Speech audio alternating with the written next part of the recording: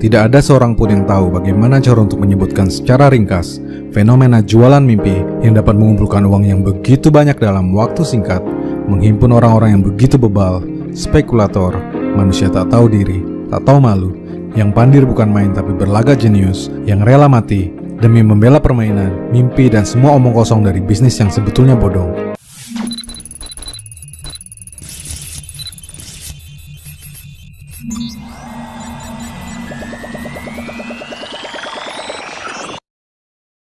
Oke, pada kesempatan kali ini saya akan membahas 4 sekte.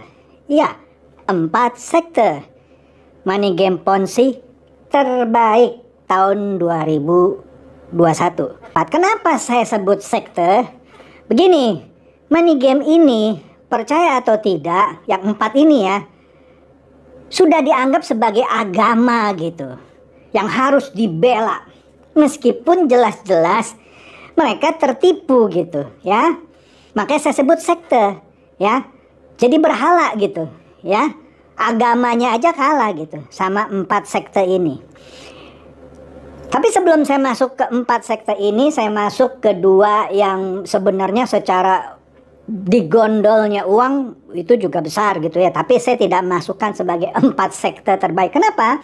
Yang 2 ini begitu scam, langsung semuanya kompak bilang iya kami ditipu. Langsung gerak cepat mereka lapor ke polisi. Apa itu? Santen Capital dan Mark AI. Ini secara uang besar karena kakap semuanya ya. Dibanding yang 4 ini yang sebentar akan saya masuk. Itu menurut saya bukan sekte. Karena mereka tahu bahwa mereka itu dibohongi, ditipu, dan mereka langsung lapor. Enggak ada yang sampai sekarang korbannya Santen Capital atau Mark AI bilang, sabar, mereka lagi maintenance, sabar, sebentar lagi servernya akan kembali, gitu. Nggak ada. Semuanya kompak, kami kena tipu, oke? Maka saya tidak nobatkan dia jadi sekte. Nah, sekte yang keempat, nomor bontot.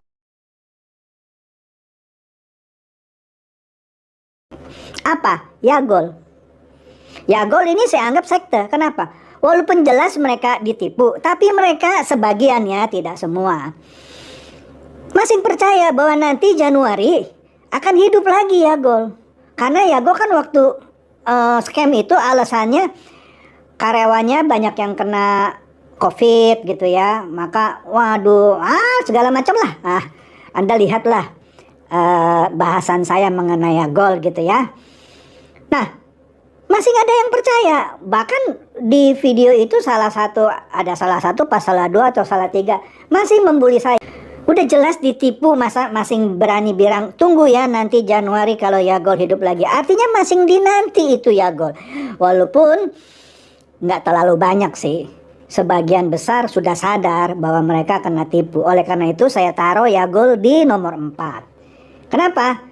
Masih ada yang mengharapkannya, diagung-agungkannya ya jadi berhalanya, jadi agamanya masih diharapkan.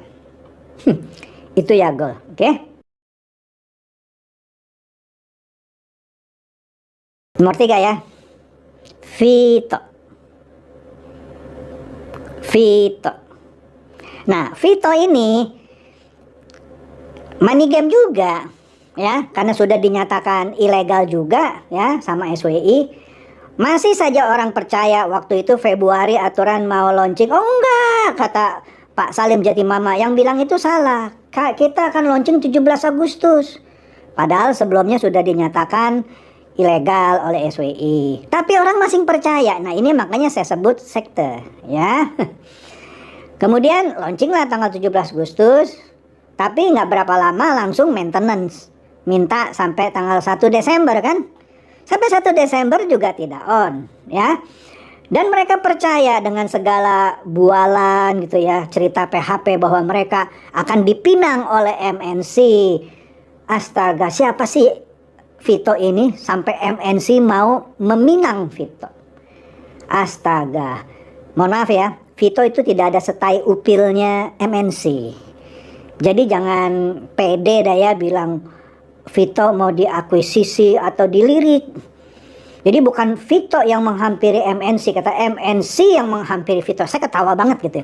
Tapi banyak yang percaya, inilah sekte gitu. Makanya ini sekte. Sudah ketipu tapi masih percaya sama iming-iming dan segala macam. Tapi kemudian terbongkar bahwa mereka ditipu katanya sama Pak Salim Jatimama. Makanya di dalamnya ada perseteruan kan antara Pak Salim Jatimama dengan Pak Elias ya. Yang kemudian mereka mau mengadukan nih Pak Salim Jatimama, tapi masih kurang dokumen-dokumennya ya kan. Saya sudah bahas juga kan, mereka sudah coba melaporkan ke Polda gitu ya. Nah tetapi mereka masih menaruh harapan karena ada Pak Elias nih ya, yang akan tetap menghidupkan Vito sambil menuntut Pak Salim Jatimama. Aneh sih, aneh. Pak Salim Jatimama tercatat sebagai adik dari Pak Syahrul Mama, bekas Wakabareskrim. Menarik ya.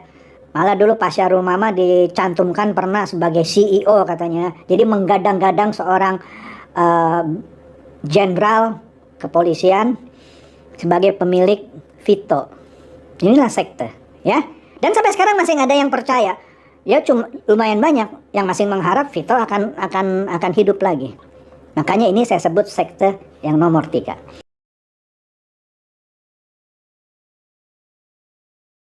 Sekte nomor 2, JAA Lifestyle. JAA Lifestyle.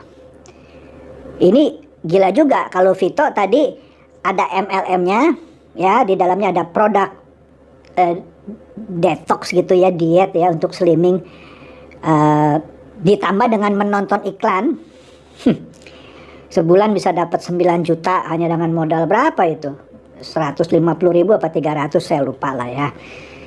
Nah kalau JA Lifestyle ya kurang lebih sama, nanti ada KYC-nya, Anda harus upload data-data pribadi Anda, bayar lagi berapa. Sama di Vito itu nonton iklan juga bisa menghasilkan 9 juta per bulan di atas UMR itu. JAA Lifestyle juga sama ya, menonton iklan juga, akhirnya bekerja sama dengan IHA katanya. IHA sampai sekarang tidak pernah menghasilkan uang, tetapi masih ditunggu ya. Walaupun sudah uang keluar, uang sudah hilang, tetap percaya bahwa JAA Lifestyle akan hidup.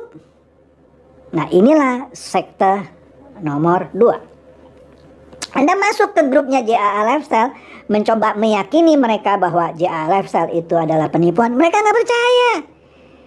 Mereka tetap membanggakan JAA Lifestyle sebagai suatu kendaraan yang akan merubah nasib mereka menjadi miliarder, kira-kira gitu. Sama seperti Vito pun gitu dulu. Yang lucu yang nomor 4 tadi ya, Gol, itu sekte judi bola. Menang kalah dibayar, menang kalah dibayar. Saya sudah bilang ini money game, nggak percaya. Mana ada sih judi menang kalah dibayar gitu ya. Nah, yang sekte nomor 3 tadi, yang Vito, dan nomor 2 ini sektenya nonton iklan. Kalau tadi yang 4 sendirian dia, sekte judi bola. Vito dan JAA Lifestyle sekte nonton iklan. Tetap nggak ada bisa menghasilkan uang. Saya bingung itu orang-orang kok bisa jadi bebek-bebek dungu ya. Di mana di dunia orang nonton iklan bisa dapat duit banyak?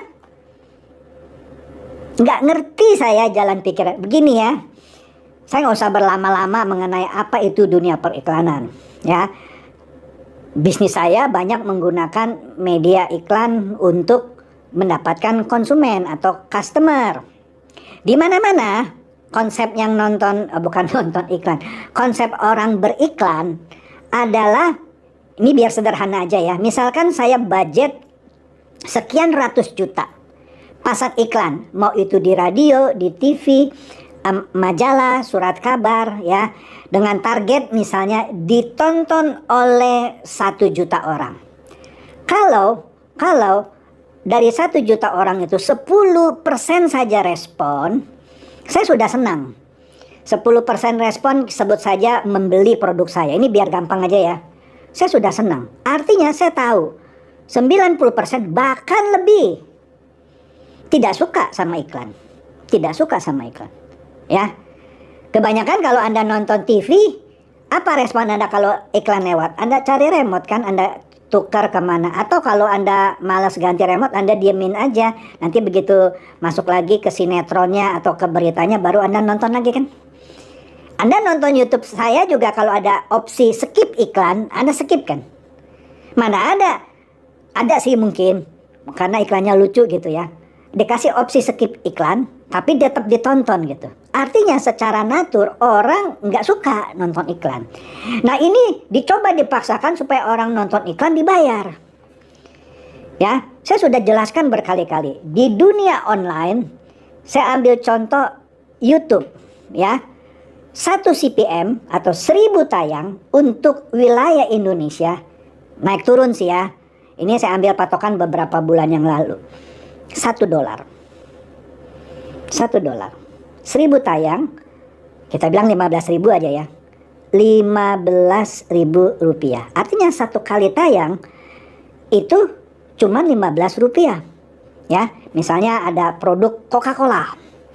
Dia pasang umpama deh 1 CPM ya. Dia tentu nggak bisa lah pasang 1 CPM, ada minimumnya. Dia pasang 1000 tayang lah, dia bayar 15.000. Jadi sekali tayang Rp15. Itu standar YouTube ya. Yang pangsa pasarnya jauh lebih besar dari Vito, JA Alefstar maupun ntar yang nomor 1 ya. Rp15 coy. Jadi kalau iklan saya Anda tonton ya, si pemasang iklan bayar, biar gampang ya, Rp15 ke YouTube. Nanti saya sebagai content creator dapat lah ya separuh lebih dikit. Ya sekitar Rp8 dah gitu. Kecil, nggak besar. Tapi kalau penontonnya banyak ya saya dapat uangnya banyak. Atau content creatornya dapatnya banyak. Nah sekarang tiba-tiba ada program seperti Vito atau JA Lifestyle atau nanti yang nomor 1 bisa membuat orang nonton satu iklan saja ya dibayar ribuan rupiah, bahkan puluhan ribu. Coba bandingkan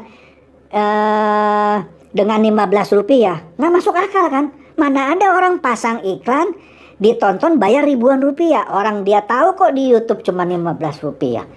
Masa di situ aja nggak bisa mikir kan? Tapi sudahlah. Nomor 1 terbaik siapa? Mungkin Anda sudah senyum-senyum ya. VTube number one. Kenapa? Sudah dibredel dari pertengahan Februari oleh SWI. Masih dibela. Waduh, gigih sekali. Makanya saya nobatkan ini nomor 1. Apa alibi mereka? Bukan, kita sudah mau go internasional. Maka sekarang kita harus pakai VPN. Itu Februari awal-awal tahun ini. Padahal pemerintah sudah blokir. Sudah diumumkan, masih nggak percaya. Bukan, kita go internasional harus pakai VPN. VTube Private Network katanya. Padahal VPN itu Virtual Private Network. Masih percaya orang. Kemudian enggak, kita lagi maintenance, servernya lagi didatangkan dari Malaysia. Pakai kapal laut. Dan percaya orang gitu ya. Ya kemudian Jack Guayla bicara ini itu, Wilbert Karimun seperempat langkah lagi. Percaya. Ya, tidak merasa tertipu. Bahkan terakhir, meskipun sebagian sudah bangkit, sudah waduh kita ditipu nih, sudah melapor ke Barreskrim, sebagian tetap gigih membentuk grup ya yang mempertahankan motivasi basi maksudnya. Ya, supaya mereka tetap positive thinking. Terus saja dibuat tetap dungu. Ini leadernya membuat yang di bawahnya tetap dungu. Entah leadernya dungu juga atau pura-pura dungu, padahal dia pinter gitu. Padahal ada ustadz lah, ada pendeta di situ ya. Aman, fast track aman, 150 juta aman. Anda jual aja sebagian tanah Anda, sebagian rumah Anda, cemplungin jadi bintang 6. Sampai sekarang mereka percaya. Saya lagi mempelajari ya, kenapa ini bisa jadi sekte gitu ya. Dan yang terakhir ini yang nomor 1, sekte nonton iklan juga. Bisa jadi miliarder hanya jadi nonton iklan. Padahal ini money game Ponzi yang bisa membayar kalau dia bisa merekrut lagi orang di bawahnya yang mau membayar. Masuk fast track. Coba semuanya main gratis, nggak bisa dapet duit. Sederhana. Tapi pinternya ini yang para leader-leader bebek dungu, enggak gitu. VTube itu membantu perekonomian, pandemi kita tuh terbantu, terselamatkan. Siapa sih yang merasa tertipu? Basi ngomongan itu ya. Sekarang digadang-gadang, tombol on-nya sudah ada di tangan Pak Kiai Eman. Investornya sudah ada, Jo Anwar 3 triliun, tapi Jo Anwar ngomongnya juga belepotan, bilang lagi mau pendalaman lebih lanjut dengan pihak bank. Nah, kita lihat saja ya. Kalau Anda yang kerja di bank, BCA, BRI, BNI, Mandiri yang disebut oleh Jo Anwar, silakan cek lah ya. Bener nggak sih ada deal sama Jo Anwar itu ya? Tapi semuanya masih percaya. Wah, sebentar lagi on. Ya sudah, inilah sekte nomor wahid. Nomor 1 ya. Jadi, aduh. Inilah drama-drama money game Ponzi, sekte terbaik gitu. 4 sekte terbaik. Yang nomor 4 tadi sekte judi bola. Yang di bawahnya ada lagi lah, ada yang senada dengan Yagol gitu ya. Nggak usah saya sebut lah, saya nggak mau promosiin lah ya. Dan yang 3 terakhir, yang nomor 3, 2 dan nomor 1, nomor wahidnya semuanya sekte nonton iklan ya. Silakan Anda yang masih mau didungui gitu ya, nonton iklan bisa kaya raya, silakan ya. Saran saya sebaiknya masukilah tahun 2022 ini dengan lebih cerdas. Jangan mau didungui oleh leader-leader bebek dungu dengan segala kelicikannya, dengan segala motivasinya yang membuat Anda tetap positive thinking. Ya, wake up boy, wake up coy. Oke? Demikian saja, semoga ini tambah mencerahkan dan mencerdaskan Anda semua. Silakan share kepada teman-teman, sahabat atau kerabat supaya mereka juga bisa lebih cerdas di tahun 2022. Seperti biasa, terima kasih.